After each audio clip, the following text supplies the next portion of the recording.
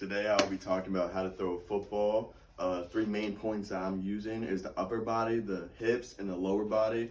To start off with the upper body, you need to have strong muscles to throw as well. And when you're throwing in the motion, you need to have your shoulders square at the end of a throw. You need to make sure your arm is going through the right arm path so the ball is as much velocity as possible. And where the fingers on the laces of the ball need to be put in the right spot. You also need to have some room in between the ball and the finger when you're holding it. And the last one to come off is the index finger.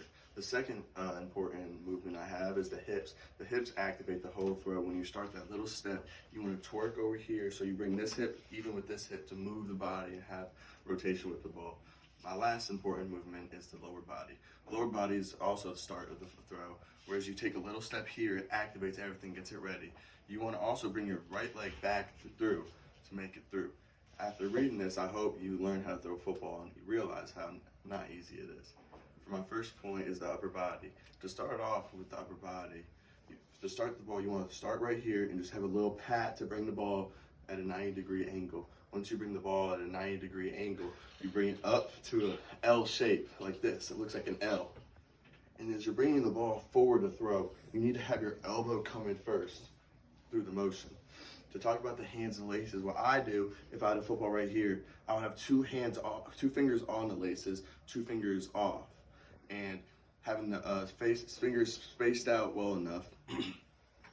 And where I'm throwing it, I know I have a little space in here to generate velocity. And I need to have this finger being the last finger off the football so a spiral happens as much spin as possible. The shoulders are an important part, as you don't want to be leaning one way or leaning the other way, as the ball might sail or land short of your throw where you want to throw at it. My last, in the arm path, the arm path is also very important, where you want to bring the arm here and up back. And my second important movement will be the hips.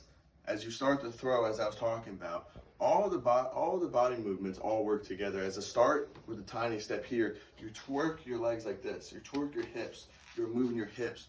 And you need to have loose hips, just doing hip movement workouts and all the stuff like that. And just being able to have enough pop right there where you can release a good ball. My last movement, I'm talking about the legs. So to start off with the legs, you need to have a shoulder width base. That's an important part. You don't want to come over here. You're going to sail the ball. You don't want to be too tight. It's not going to be good enough ball. You want to be just shoulder width apart. And as the first step, as you take that step, and it activates the upper body and the hips. It activates it. And then as you're releasing the football through here,